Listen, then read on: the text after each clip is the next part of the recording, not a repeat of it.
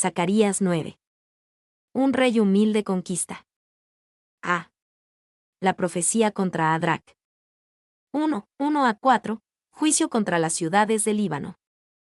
La profecía de la palabra de Jehová está contra la tierra de Adrac y sobre Damasco, porque a Jehová deben mirar los ojos de los hombres y de todas las tribus de Israel. También Hamat será comprendida en el territorio de Tiro y Sidón, aunque sean muy sabias. Bien que Tiro se edificó fortaleza, y amontonó plata como polvo, y oro como lodo de las calles, he aquí, el Señor la empobrecerá, y herirá en el mar su poderío, y ella será consumida de fuego. A. La profecía de la palabra de Jehová, los dos oráculos que componen el resto de Zacarías. Capítulos 9-14, no tienen fecha, pero muchos eruditos creen que provienen de la vejez de Zacarías. La mayoría ve esta profecía contra la tierra de Adrac como cumplida por los ejércitos de Alejandro Magno cuando conquistó esta región. Las ciudades mencionadas en Zacarías 9:1-7 trazan la marcha de Alejandro a través de la tierra prometida en el 332 a 331 AC. Y, porque a Jehová deben mirar los ojos de los hombres, en el sentido de que sus ojos estarán puestos en el instrumento de juicio de Dios, Alejandro. B. Tiro y Sidón. Estas eran las dos ciudades principales al norte de Israel, en la tierra del Líbano. Tiro era una importante ciudad comercial que se creía imposible de conquistar. Los asirios sitiaron Tiro durante 5 años, pero nunca conquistaron la ciudad. Nabucodonosor trató durante 13 años de conquistar Tiro, pero Alejandro lo hizo en 7 meses. Y Alejandro Magno conquistó Tiro asediando durante 7 meses y luego usando los escombros de la ciudad vieja para hacer una calzada hacia la ciudad insular. Fue un logro espectacular tanto de la estrategia militar como de la ingeniería. 2:5-8. Juicio contra las ciudades de los filisteos. Verá Ascalón, y temerá, Gaza también, y se dolerá en gran manera, asimismo Ecrón, porque su esperanza será confundida, y perecerá el rey de Gaza, y Ascalón no será habitada. Habitará en Asdod un extranjero, y pondré fin a la soberbia de los filisteos.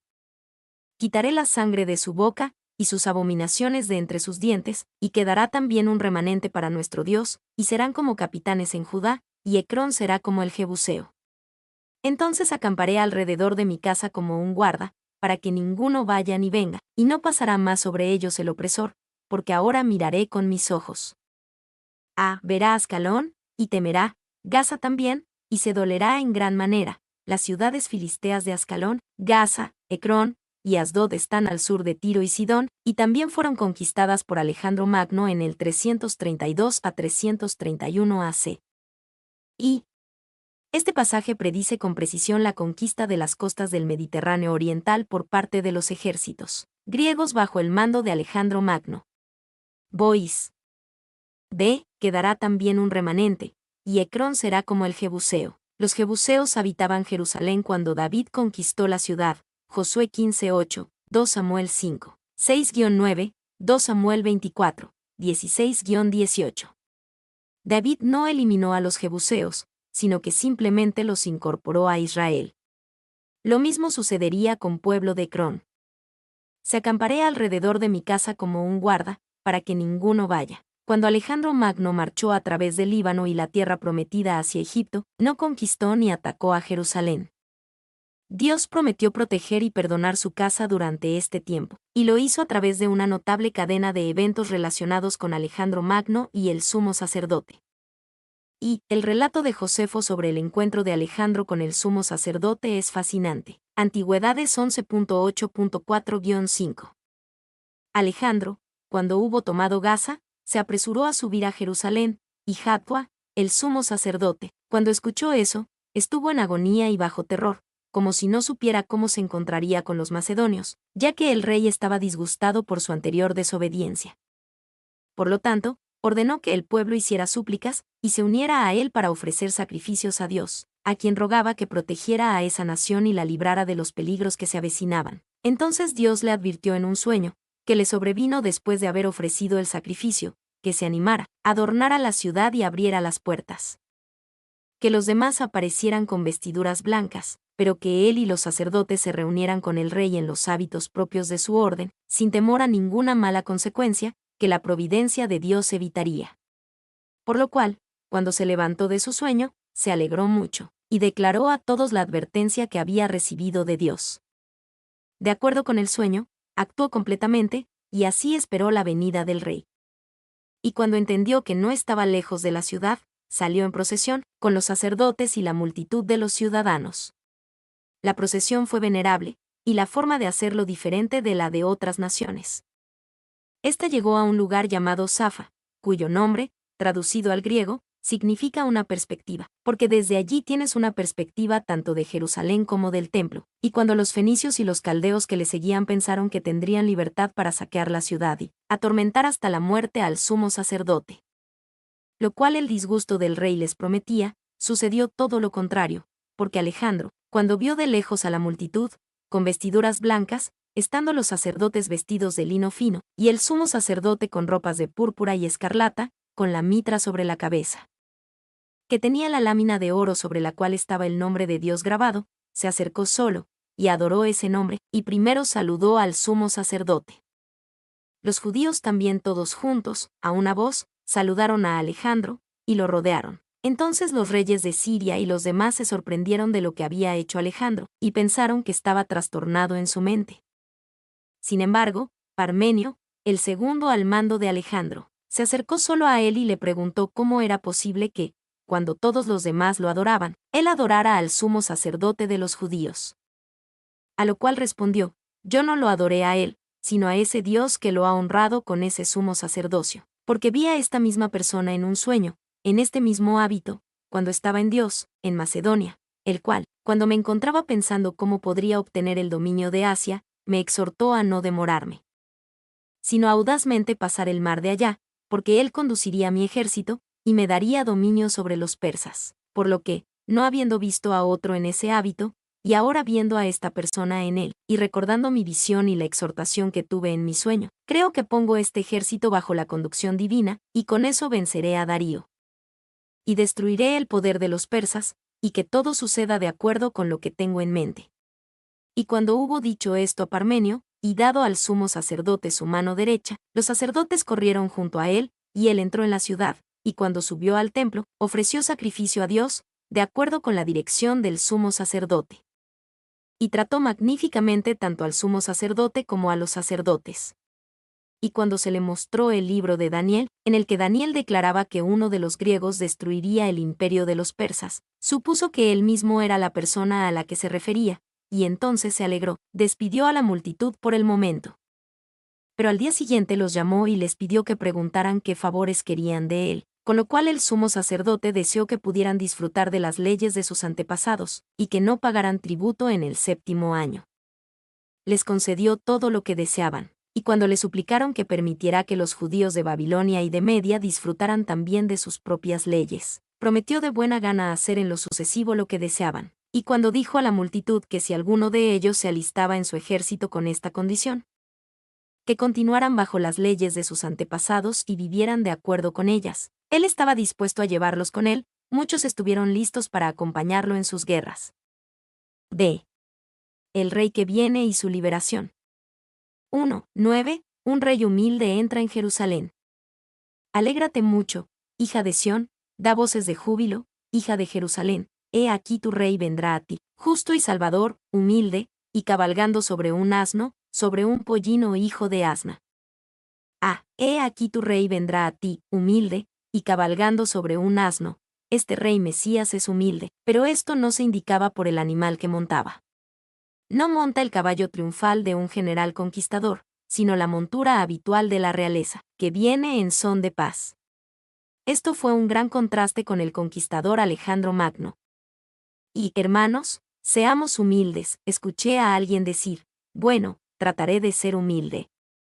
No puedes hacerlo de esa manera. No debemos tratar de actuar la parte humilde, debemos ser humildes, y entonces naturalmente actuaremos de una manera humilde.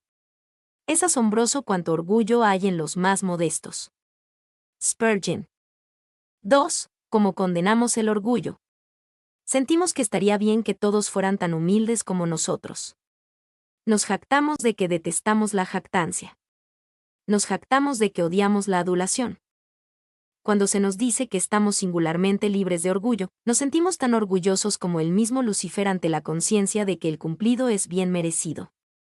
Somos tan experimentados, tan sólidos, tan perspicaces, tan libres de la confianza en nosotros mismos, que somos los primeros en quedar atrapados en la red de la autosatisfacción. Hermanos, debemos orar a Dios para que nos haga humildes. Spurgeon. B. Un asno, sobre un pollino hijo de asna. Esta parece ser una expresión hebrea del habla que enfatiza que el animal es de raza pura, una montura real, verdaderamente magnífica. Y Dios había ordenado a los reyes de Israel que no multiplicaran los caballos. Los reyes que quebrantaron este mandato fueron miserables ellos mismos y azotaron a su pueblo. Jesús vino a cumplir la ley. Si él, en su título de rey, hubiera montado a caballo, habría sido una violación de un mandato positivo de Dios, por tanto, montó sobre un asno. Clarke. Se alégrate mucho, da voces de júbilo, he aquí tu rey vendrá. Esto claramente profetiza lo que se conoce como la entrada triunfal de Jesús, Mateo 21:5, cuando se presentó como el Mesías a Jerusalén y al pueblo de Israel. Y, aunque la entrada triunfal fue una celebración alegre, un espectador romano se preguntaría qué había de tan triunfal en esta entrada. No se comparaba en absoluto con el tipo de desfile que tuvo Julio César cuando regresó a Roma desde la Galia. Luego hubo un desfile que duró 3 días en el que mostró todos los cautivos y el botín que trajo de regreso. En contraste con esto, la procesión de Jesús debe haber parecido bastante humilde, y esto mostró que Jesús era un tipo diferente de rey. 2:10. La fuerza y autoridad del reinado del Mesías. Y de Efraín destruiré los carros, y los caballos de Jerusalén, y los arcos de guerra serán quebrados. Y hablará paz a las naciones, y su señorío será de mar a mar, y desde el río hasta los fines de la tierra. Los arcos de guerra serán quebrados. Zacarías 9:9 pertenece a la primera venida de Jesús, pero Zacarías 9:10 está asociado con la segunda venida de Jesús, cuando Él venga en poder y gloria para reinar sobre esta tierra por 1000 años. En ese día habrá una justicia forzada, y Él no permitirá más la guerra. Isaías 2:4. Y, aunque los evangelistas vieron el cumplimiento del versículo 9, no continuaron citando el versículo 10, lo que puede indicar que estaban conscientes de tener solo un cumplimiento parcial. Baldwin.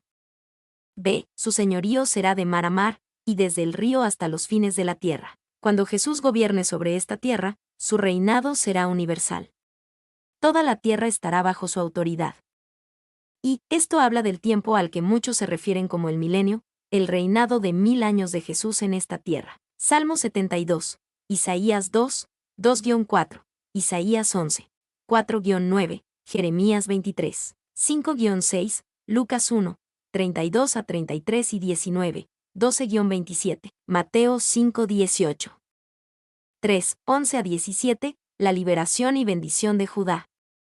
Y tú también por la sangre de tu pacto serás salva, yo he sacado tus presos de la cisterna en que no hay agua. Volveos a la fortaleza, oh prisioneros de esperanza. Hoy también os anuncio que os restauraré el doble.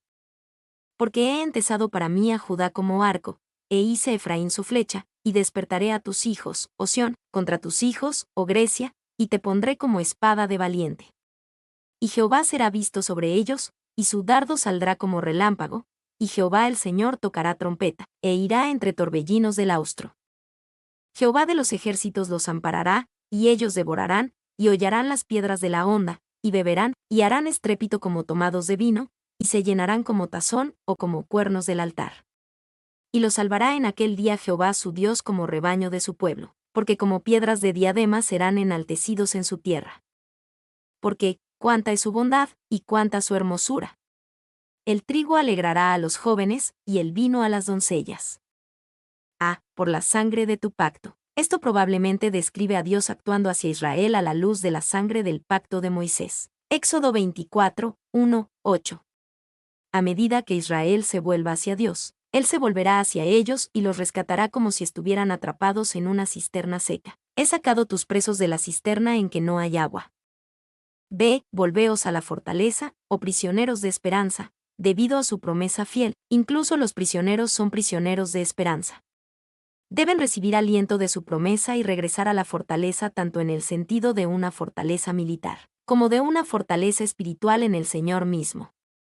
C. Porque he entesado para mí a Judá como arco, e hice a Efraín su flecha, y despertaré a tus hijos, oh Sión, contra tus hijos, oh Grecia. Esto se cumplió parcialmente en los días de los Maquebios, cuando Dios levantó a los judíos para luchar contra los sucesores del imperio de Alejandro. Sin embargo, parece que el cumplimiento final de esta promesa aún está por llegar. De Jehová el Señor tocará trompeta, la idea es que el Señor mismo dirige la batalla. Tanto la Biblia como el Corán tienen la idea de la guerra santa que el Islam llama yihad, pero hay una gran diferencia entre la idea de la guerra santa en la Biblia y en el Islam.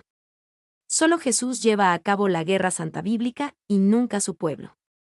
En el Islam, la yihad es responsabilidad de todo buen musulmán.